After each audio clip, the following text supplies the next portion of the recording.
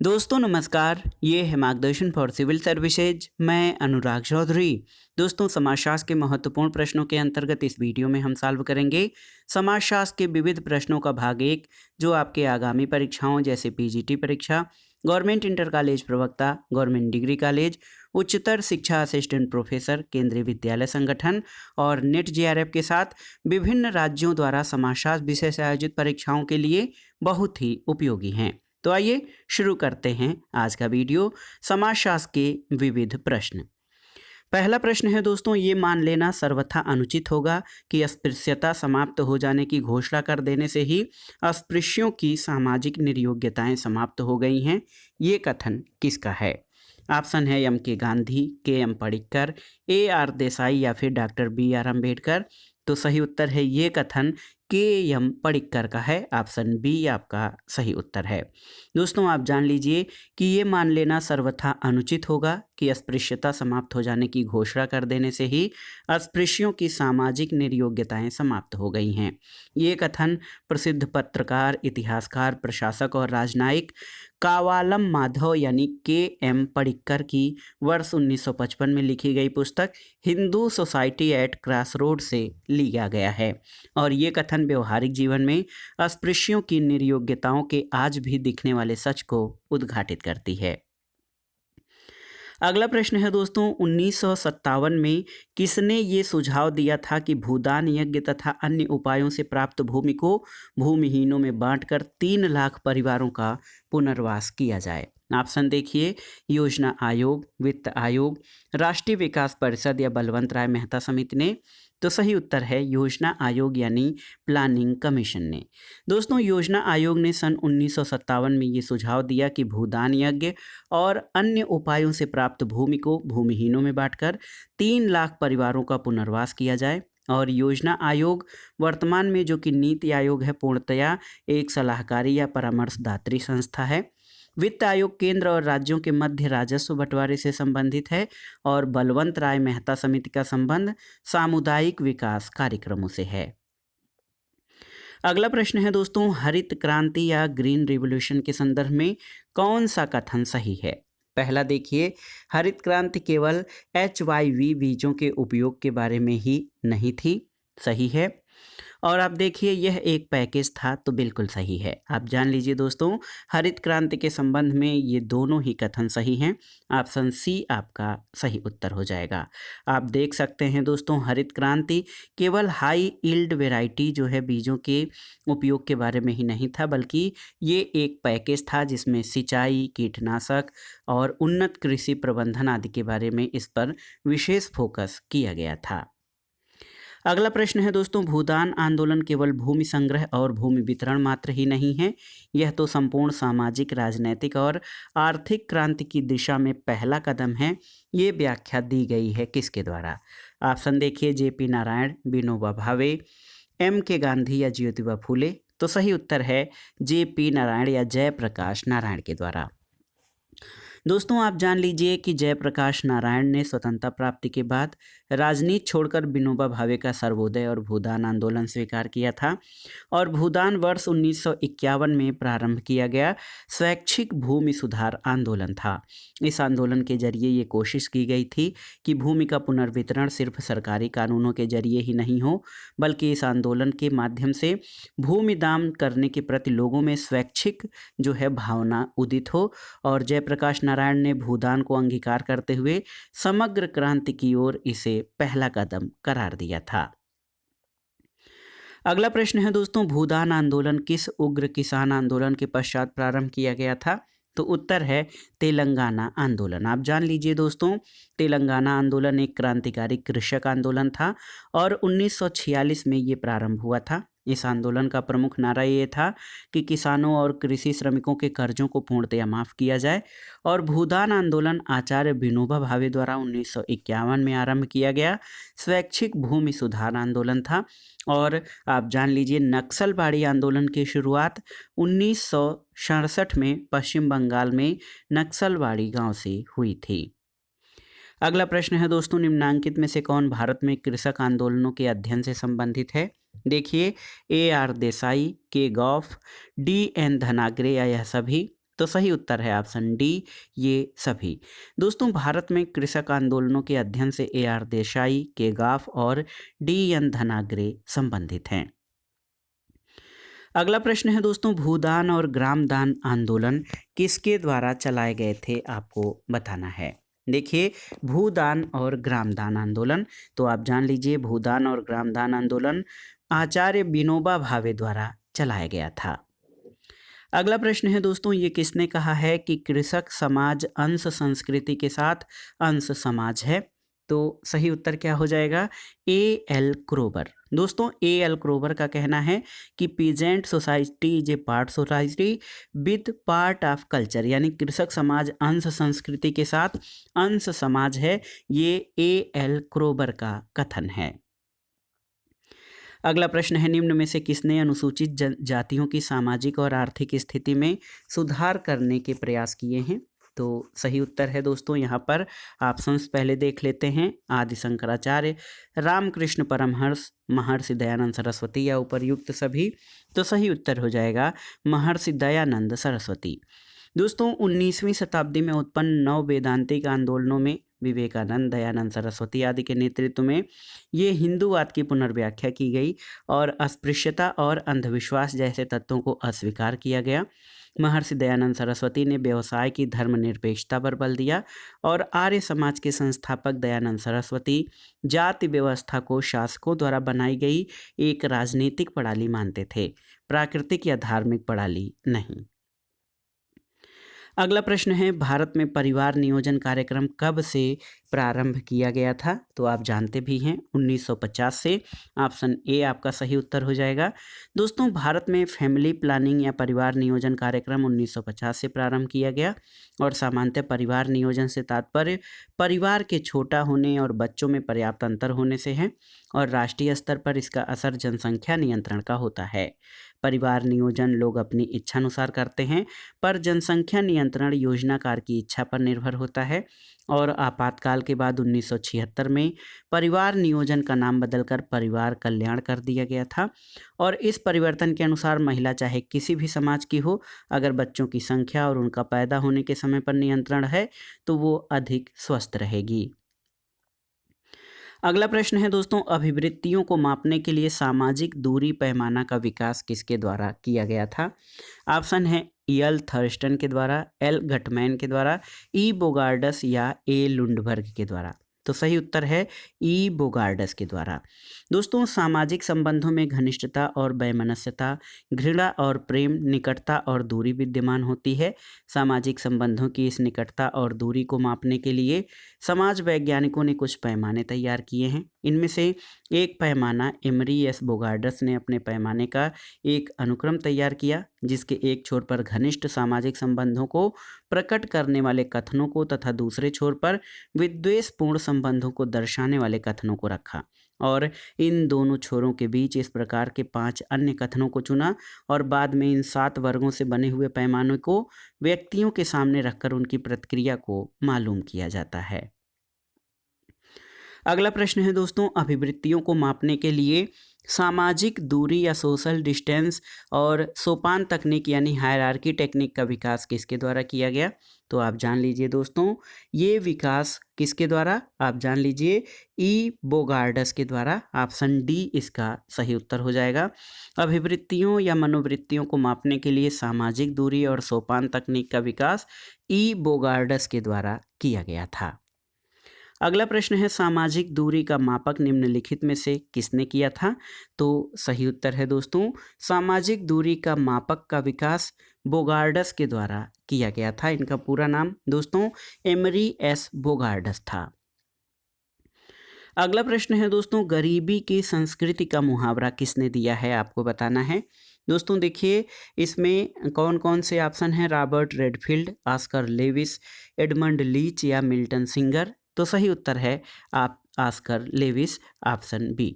दोस्तों, अमेरिकी मानवशास्त्री Oscar Levi's ने एक लंबे समय तक मैक्सिको और प्यूर्टो रिको के शहरी समाज का अध्ययन किया, जिसके आधार पर उन्होंने गरीबी या निर्धनता की संस्कृति यानी कल्चर ऑफ पॉवर्टी की अवधारणा का 1950 के दशक में प्रतिपादन किया था। और दोस्तों, बहुत सारे विद्वानों का मानना है कि लेविस ने जिसे संस्कृति कहा है उसे सही माने में संस्कृति नहीं कहा जाना चाहिए, क्योंकि जिस संस्कृति की वे बात कह रहे हैं वह बृहत संस्कृति का एक अंग है। उनकी अवधारणा को अधिक से अधिक गरीबी की उप संस्कृति यानी सब कल्चर ऑफ पॉवर्टी कहा जा सकता है। दोस्तों, लेविस ने बताया है कि गरीबी की संस्कृति किसी गरीब परंपरागत समाज की विशेषता नहीं है, बल्कि यह पूंजीवादी व्यवस्था पर आधारित विकसित समाज की विशेषता है। और इस प्रकार की संस्कृति उस समाज में पाई जाती है जहां पूंजीवादी व्यवस्था के फलस्वरूप बेकारी है। और गरीबी की संस्कृति एक प्रकार का वंचन का चक्र या साइकिल ऑफ डिप्रिवेशन है। अगला प्रश्न है दोस्तों, गरीबी की संस्कृति की अवधारणा किसने विकसित की है? तो आप जान लीजिए कि गरीबी की संस्कृति की अवधारणा का विकास दोस्तों ऑस्कर लेविस के द्वारा किया गया है, जो कि एक प्रसिद्ध अमेरिकी मानवशास्त्री थे। अगला प्रश्न है, गरीबी की संस्कृति का विचार किसके द्वारा प्रस्तुत किया गया है? तो उत्तर है ऑस्कर लेविस के द्वारा।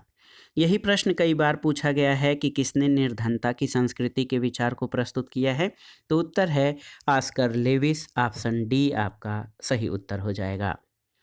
अगला प्रश्न है, निम्नांकित में से किसने निर्धनता की संस्कृति की अवधारणा को प्रस्तुत किया है? तो आप जान लीजिए ऑस्कर लेविस ने। ऑप्शन सी आपका सही उत्तर हो जाएगा। दोस्तों, अगला प्रश्न सूची 1 का सूची 2 के साथ सही सुमेलन करना है और दिए गए कूट के आधार पर आपको सही उत्तर बताना है। देखिए, 3 स्तरों का नियम दोस्तों ऑगस्ट कॉम्ट के द्वारा प्रतिपादित किया गया है। सामाजिक परिवर्तन का चक्रीय सिद्धांत ये विल्फ्रेडो परेटो के द्वारा। सामाजिक गतिशीलता या सोशल मोबिलिटी पीए सोरोकिन के द्वारा। और संस्कृतिकरण एमएन श्रीनिवासन के द्वारा संस्कृतिकरण की अवधारणा दी गई है। तो देखिए, सही उत्तर 4 3 2 1 हो जाएगा। ऑप्शन देखते हैं, 4 3 2 1 ऑप्शन डी इसका सही उत्तर हो जाएगा। अगला प्रश्न है दोस्तों, उस समाजशास्त्री का नाम बताइए जिन्होंने अपने अध्ययन में भारत विद्या परिप्रेक्ष्य का अनुसरण किया है। ऑप्शन है M N Srinivas, G S Ghurye, S C Dube या फिर योगेंद्र सिंह। तो सही उत्तर है जी एस घुरिये। दोस्तों, भारतीय समाज के विश्लेषण में जी एस घुरिये ने महादेव कोली लोगों के अध्ययन में, मानवशास्त्री परिप्रेक्ष्य, सेक्स की आदतों के अध्ययन में, समाजशास्त्री परिप्रेक्ष्य और भारतीय साधुओं के अध्ययन में भारत विद्या परिप्रेक्ष्य तीनों का प्रयोग किया है। और भारत में जाति व्यवस्था के विश्लेषण में घुरिये का परिप्रेक्ष्य मुख्यतः भारत विद्या शास्त्रीय रहा है। अगला प्रश्न है दोस्तों, भारत विद्या अध्ययन परिप्रेक्ष्य का अनुसरण कर भारतीय समाज का अध्ययन करने वाले विचारक कौन माने जाते हैं? तो सही उत्तर है लुई ड्यूमा और जी एस घुरिये। आप जान लीजिए, लुई ड्यूमा और जी एस घुरिये दोस्तों, इन्होंने भारत विद्या अध्ययन परिप्रेक्ष्य का अनुसरण करके भारतीय समाज का अध्ययन किया है। और इस परिप्रेक्ष्य के अनुसार भारतीय समाज का अध्ययन करने के लिए ऐतिहासिक तुलनात्मक पद्धति भारत विद्या के आधार पर अध्ययन किया जाता है। इसमें सामाजिक संस्थाओं का अध्ययन प्राचीन भारतीय इतिहास, पुराण, धर्म ग्रंथ और शास्त्रों के आधार पर किया जाता है। अगला प्रश्न है, निम्नलिखित में से किसने ग्राम्य नगरीकरण का विचार दिया है? आपको बताना है। ऑप्शन है एस सी दुबे, राधा कमल मुखर्जी, जी एस घुरिये या एम एन श्रीनिवासन। तो सही उत्तर है जी एस घुरिये। दोस्तों, जी एस घुरिये ने लोनी कांड गांव का अध्ययन करते हुए भारत में बढ़ती हुई नगरीकरण की प्रक्रिया को स्पष्ट करने का प्रयास किया है। उनका मानना है कि नगरीकरण की प्रक्रिया का आरंभ मात्र औद्योगिकरण या उद्योगों के विकास का परिणाम नहीं। और घुरिये ने इस प्रक्रिया के लिए ग्राम्य नगरीकरण या रूरल अर्बनाइजेशन शब्द का प्रयोग किया है और कहा है कि नगरीकरण की प्रक्रिया के बीज मूल रूप से ग्रामीण क्षेत्र में निहित हैं। अगला प्रश्न है, कौन सा परिप्रेक्ष्य इस मान्यता पर आधारित है कि भारतीय समाज अद्वितीय है और भारतीय सामाजिक संस्थाओं को मूल कृतियों के द्वारा बेहतर समझा जा सकता है? ऑप्शन है भारतीय विद्या अध्ययन, संरचनात्मक प्रकार्यात्मक, मार्क्सवादी या सभ्यतावादी। तो सही उत्तर है ऑप्शन ए भारतीय विद्या अध्ययन। और आप जान लीजिए दोस्तों, भारतीय विद्या अध्ययन परिप्रेक्ष्य जो है इस मान्यता पर आधारित है कि भारतीय समाज अद्वितीय है और भारतीय सामाजिक संस्थाओं को मूल कृतियों के द्वारा बेहतर रूप में समझा जा सकता है। अगला प्रश्न है दोस्तों, एक कथन है कि आज के गरीब धरती के दलित और चौथी दुनिया के रूप में जाने जाते हैं, ऐसा किसने कहा है? तो ऑप्शन है Gunnar Myrdal, Oscar Levi's, Franz Fanon और हर्बर्ट जे गेंस। तो सही उत्तर है फ्रांज फैनन। दोस्तों आप जान लीजिए कि फ्रांज फैनन ने कहा है कि आज के गरीब धरती के दलित और चौथी दुनिया के रूप में जाने जाते हैं, ऐसा फ्रांज उमर फैनन ने कहा है। अमीन शरीफ ने चौथी दुनिया शब्द को परिभाषित किया है। अगला प्रश्न है दोस्तों, सिंडिकेटेड हिंदूवाद के संबंध में सही कथन नहीं है कौन सा? देखिए, ये पूर्ववर्ती सभी संप्रदायों के समायोजन का प्रयत्न करता है। ये एक नवीन धार्मिक स्वरूप है। यह एक नवीन संप्रदाय की रचना है और इसे राजनैतिक हिंदूवाद भी कहा जाता है।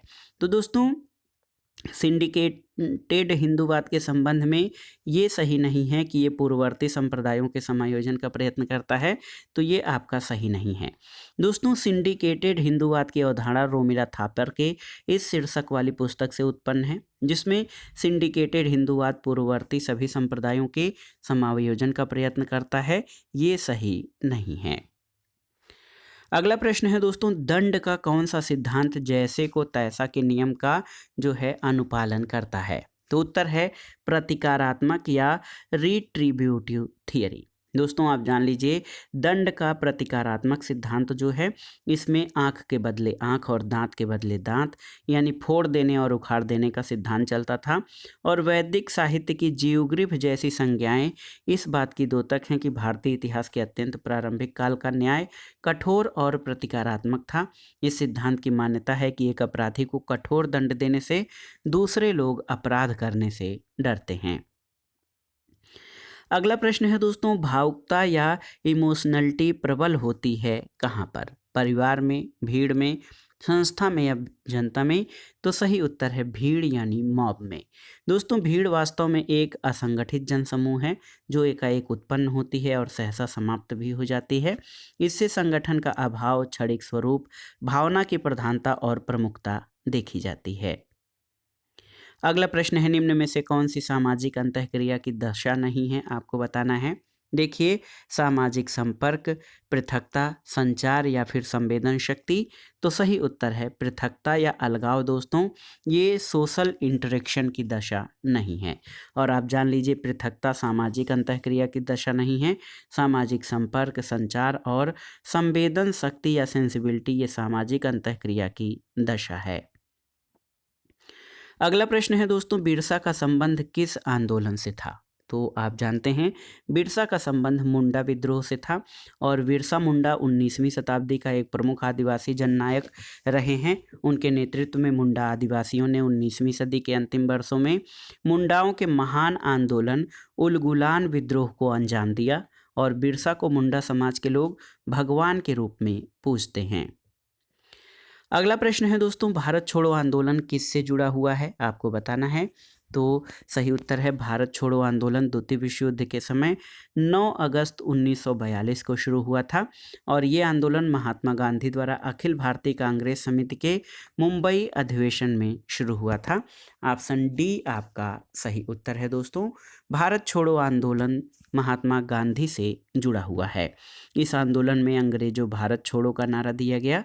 और 8 अगस्त 1942 की पूर्व संध्या पर गांधी जी ने देशवासियों के समक्ष शंखनाद करते हुए कहा, ये एक छोटा सा मंत्र है जो मैं दे रहा हूँ, आप चाहें तो इसे अपने हृदय पर अंकित कर सकते हैं और आपकी हर सांस के साथ इस मंत्र की आवाज़ आनी चाहिए, डू आर डाई, यानी करो या मरो। अगला प्रश्न है, निम्न में से किस प्राचीन विद्वान ने नागरिकता से संबंधित विविध प्रश्नों का उत्तर ढूंढने का प्रयास किया है? कौटिल्य, अरस्तु, हीगल या एंगेल्स? तो सही उत्तर है अरस्तु। दोस्तों, नागरिकता वास्तव में उस क्षमता या कानूनी हैसियत का नाम है जिसके कारण मनुष्य को अधिकार प्राप्त होते हैं। दूसरे नागरिकता से तात्पर्य नागरिक की उस स्थिति से है जो एक राज्य का सदस्य होने के नाते प्राप्त करता है। और प्राचीन विद्वानों में अरस्तु ने नागरिकता से संबंधित विभिन्न प्रश्नों का उत्तर ढूंढने का प्रयास किया था। अरस्तु के अनुसार नागरिक वह व्यक्ति है जिसको राज्य के कानून संबंधी विचार विमर्श और न्याय प्रबंध में भाग लेने का अधिकार हो। और अरस्तु ने अपनी न्याय संबंधी अवधारणा पॉलिटिक्स नामक प्रसिद्ध रचना के तीसरे अध्याय में राज्य की उत्पत्ति और प्रकृति के विवरण के क्रम में विकसित किया है। अगला प्रश्न है दोस्तों, एक कथन है कि ऐसी कोई वस्तु नहीं है जो अछूत को पवित्र कर सके। वे लोग अपवित्र ही जन्म लेते हैं, वे जीवन पर्यंत अपवित्र बने रहकर ही मर भी जाते हैं। ये कथन किसका है? ऑप्शन है के एम पडिक्कर, के एम मुंशी, भीमराव अंबेडकर या मुमताज अली खां। तो सही उत्तर है डॉक्टर भीमराव अंबेडकर। दोस्तों, बाबा साहब डॉक्टर भीमराव अंबेडकर ने अपनी पुस्तक अछूत वे कौन थे और अछूत कैसे बन गए में लिखा है कि ऐसी कोई वस्तु नहीं है जो अछूत को पवित्र कर सके। वे लोग अपवित्र ही जन्म लेते हैं, जीवन पर्यंत अपवित्र बने रहकर ही मर भी जाते हैं। अगला प्रश्न है, निम्नांकित में से किसने वर्ल्ड ऑर्डर या विश्व व्यवस्था का विचार समाजशास्त्र में व्यक्त किया है? तो सही उत्तर है आई वालरस्टीन। दोस्तों, विश्व व्यवस्था सिद्धांत या वर्ल्ड सिस्टम थियरी के मुख्य जनक इमैनुअल वालरस्टाइन हैं। वालरस्टाइन और वैश्विक प्रणाली के अन्य सिद्धांतकार मानते हैं कि विश्व की पूंजीवादी अर्थव्यवस्था बुनियादी अंतर्विरोधों से ग्रस्त है, जिसके कारण उसका अंत अवश्यंभावी है। भले ही शीत युद्ध के खात्मे और सोवियत संघ के पराभव के कारण फिलहाल सारी दुनिया में उसका बोलबाला हो गया है, लेकिन स्वयं के अंतर्विरोधों से ग्रस्त होने के कारण इसका अंत अवश्यंभावी है। अगला प्रश्न है, कौन विश्व व्यवस्था सिद्धांत से संबंधित है? आपको बताना है। तो सही उत्तर है विश्व व्यवस्था सिद्धांत से आई वालरस्टाइन का नाम जुड़ा हुआ है। अगला प्रश्न है दोस्तों, वैश्विक व्यवस्था आधुनिक सिद्धांत किसने प्रतिपादित किया है? तो उत्तर है वालरस्टाइन ने। और अगला प्रश्न है दोस्तों, देखिए, विकास का विश्व व्यवस्था सिद्धांत विकसित तथा विकासशील देशों के बीच संबंधों को स्पष्ट करता है। और इस व्यवस्था सिद्धांत से कौन संबंधित है आपको बताना है। तो सही उत्तर है आई वालरस्टाइन। दोस्तों, इमैनुअल वालरस्टाइन ने अपनी पुस्तक द कैपिटलिस्ट वर्ल्ड इकॉनमी में संसार की प्रमुख संस्थाओं की समीक्षा की है। और ये संस्थाएं पूंजीवादी विश्व के विकास के संदर्भ में वर्ग, जाति समूह, राष्ट्रीय समूह आदि हैं। और वालरस्टाइन का मानना है कि वर्तमान विश्व व्यवस्था से विश्व के सभी क्षेत्र शामिल हैं और यह सब कुछ संपत्ति के संचय का परिणाम है, जिसकी प्रक्रिया 16वीं शताब्दी में आरंभ हो गई। और ये विश्व व्यवस्था असमान और अन्यायपूर्ण है। ये असमानता 3 प्रकार के राज्यों या क्षेत्रों की परसोपानीयता में प्रतिबिंबित होती है। वे हैं केंद्र, अर्धपरिधि और परिधि। यह तीनों क्षेत्रों के शोषण के संबंधों को एक दूसरे के साथ जुड़े हैं। अगला प्रश्न है दोस्तों, आप देख सकते हैं कि वैश्विक गांव या ग्लोबल विलेज की अवधारणा किसने प्रतिपादित की है? ऑप्शन है मार्शल मैकलुहान, पीटर वर्सले, कोहन या लैंडिस। तो सही उत्तर है मार्शल मैकलुहान। दोस्तों, वैश्विक गांव या ग्लोबल विलेज की संकल्पना का विकास परिवहन और संचार के विकास पर आधारित है। मार्शल मैकलुहान ने वैश्विक गांव की अवधारणा विकसित की, जो इलेक्ट्रॉनिक तंत्रिका तंत्र के द्वारा एक दूसरे से जुड़े हैं। दोस्तों, वैश्विक गांव शब्द इलेक्ट्रॉनिक मीडिया के उपयोग के माध्यम से पूरी दुनिया को एक गांव के रूप में प्रदर्शित करता है। अगला प्रश्न है, विश्व गांव या ग्लोबल विलेज की अवधारणा के प्रणेता कौन है? आपको बताना है। तो आप जान लीजिए दोस्तों, मार्शल मैकलुहान ग्लोबल विलेज की अवधारणा के प्रतिपादक हैं। अगला प्रश्न है दोस्तों, विश्व ग्राम की अवधारणा किसने विकसित की थी? तो उत्तर है मार्शल मैकलुहान ने। अगला प्रश्न है, निम्नलिखित में से कौन सा जोड़ा सही नहीं है? ए आर देसाई महुआ सही है, बी एस कोहेन माधोपुर सही है, एम एस गोरे रामपुरा सही नहीं है, क्योंकि रामपुरा स्थान जो है भारत के सुप्रसिद्ध समाजशास्त्री मैसूर नरसिंहाचार्य श्रीनिवास से संबंधित है, न कि एम एस गोरे से। तो एम एन श्रीनिवास का नाम भी आप जान लीजिए, मैसूर नरसिंहाचार्य श्रीनिवास, एम एन श्रीनिवास का पूरा नाम है। और उन्होंने रामपुरा गांव का अध्ययन किया है, रॉस बंगलौर। ये आपका सही है। तो ऑप्शन सी सही सुमेलित नहीं है, अन्य जो जोड़ा हैं वो सही हैं। अगला प्रश्न है, निम्न में से कौन सा जोड़ा सही सुमेलित नहीं है? देखिए, कैथलीन गफ तंजौर सही सुमेलित है, एफ जी बेले बीसी पारा सही है, एस.सी. दुबे शमीरपेट सही है, और एम.एन. श्रीनिवास श्रीपुरम ये सही नहीं है, क्योंकि तंजौर के श्रीपुरम जिले का अध्ययन जो है एम.एन. श्रीनिवास ने नहीं बल्कि आंद्रे बेतेई के द्वारा किया गया है। एम.एन. श्रीनिवास ने रामपुरा गांव का अध्ययन किया है। अगला प्रश्न है दोस्तों, लिव इन रिलेशनशिप एक नवीनतम प्रघटना है जो निम्न में से किस समाज में पाई और स्वीकार की जाती है। देखिए, जनजातीय, ग्रामीण, शहरी या विश्वनगर। तो सही उत्तर है विश्वनगर। दोस्तों, लिव इन रिलेशनशिप जैसी प्रघटना विश्वनगर या कॉस्मोपॉलिटन समाज में पाई और स्वीकार की जाती है। समाजशास्त्री ससकिया सॉसेन ने नई विश्व व्यवस्था के संदर्भ में विश्वनगर पद का जिक्र किया है, और उनके अनुसार इन नगरों में अंतर्राष्ट्रीय व्यापार केंद्र हैं और विश्व के अधिकांश उद्योगों और व्यवसायों का संचालन इन्हीं नगरों से होता है। अगला प्रश्न है, निम्नलिखित में से सभ्यतागत परिप्रेक्ष्य का एक अच्छा उदाहरण कौन सा है। देखिए, सही उत्तर है जनजाति भारतीय सभ्यता के अभिन्न अंग हैं, ये आपका सही उत्तर है। दोस्तों, सभ्यतागत परिप्रेक्ष्य के विद्वान ये मानते हैं कि यदि हमें भारतीय समाज को समझना है तो यहाँ की सभ्यता के बारे में जानना आवश्यक है, और एन.के. बोस और सुरजीत सिन्हा इस परिप्रेक्ष्य के प्रमुख विद्वान हैं, जिन्होंने भारतीय समाज और सामाजिक ढांचे को समझने के लिए भारत की समृद्ध और विभिन्नताओं वाली विरासत को ही आधार बनाया है। इसलिए इस परिप्रेक्ष्य को ही सभ्यतागत दृष्टिकोण से परिभाषित किया गया है। इसके तहत गांव, जाति, जनजाति जैसे भारतीय समाज के विभिन्न तत्वों पर विचार किया जाता है, और इस तरह सभी समूह और समुदाय सभ्यता के अभिन्न अंग के तौर पर देखा समझा जाता है। और ये दृष्टिकोण दोस्तों सभ्यता के विभिन्न पहलुओं के अंतर संबंध, ऐतिहासिक स्थिति, परिवर्तन को भी सामने रखती है, और इस प्रकार अनेकता में एकता विश्लेषण का मुख्य फोकस बन जाता है। अगला प्रश्न है, कौन सा युग्म गलत है, आपको बताना है। देखिए, भारत का विद्याशास्त्री परिप्रेक्ष्य जी.एस. घोरिये सही है। इसके अलावा संरचनात्मक प्रकार्यात्मक परिप्रेक्ष्य एस.सी. दुबे सही है। मार्क्सवादी परिप्रेक्ष्य एल. ड्यूमा ये आपका सही नहीं है, क्योंकि दोस्तों लुई ड्यूमा भारत में विद्याशास्त्री परिप्रेक्ष्य से संबंधित हैं, मार्क्सवादी परिप्रेक्ष्य से नहीं। मार्क्सवादी परिप्रेक्ष्य से डी.पी. मुखर्जी और ए.आर. देसाई संबंधित हैं, और दलितवादी परिप्रेक्ष्य बी.आर. अंबेडकर। तो सही उत्तर है कौन सा युग्म संगत नहीं है, ये हो जाएगा ऑप्शन सी। अगला प्रश्न और आज के वीडियो का आखिरी प्रश्न है दोस्तों, आश्रितता सिद्धांत या डिपेंडेंसी थियरी किससे संबंधित है। तो सही उत्तर है गरीब देशों का विकसित देशों पर आश्रितता। दोस्तों, आश्रितता का सिद्धांत या डिपेंडेंसी थियरी ये विकास के मामले में तृतीय विश्व यानी गरीब देशों के विकसित देशों पर आश्रितता के विचार का प्रतिपादन करता है। इसलिए ये माना जाता है कि तृतीय विश्व के देश में हो रहे आर्थिक विकास को तब तक भली भांति नहीं समझा जा सकता जब तक कि इन देशों में जो है इन देशों के बारे में जो है हम समझने पाएँ, क्योंकि महत्वपूर्ण ये है दोस्तों कि जो गरीब देश हैं वो कहीं न कहीं हर मामले में, चाहे तकनीकी के मामले में हो और अन्य प्रौद्योगिकियों के मामले में विकसित देशों पर निर्भर हैं। और कुल मिलाकर ये जो है आश्रितता सिद्धांत या डिपेंडेंसी थियरी ये गरीब देशों के विकसित देशों पर आश्रितता से संबंधित है। तो दोस्तों, ये था आज का वीडियो, समाजशास्त्र के विविध प्रश्नों से संबंधित महत्वपूर्ण प्रश्नों का भाग 1। इसमें हम समाजशास्त्र के विविध प्रश्नों को कवर कर रहे हैं, जो विशेषकर किसी टॉपिक से संबंधित न होते हुए भी दोस्तों आगामी परीक्षाओं के लिए बहुत ही उपयोगी हैं। आप इन प्रश्नों को तैयार कर लीजिएगा।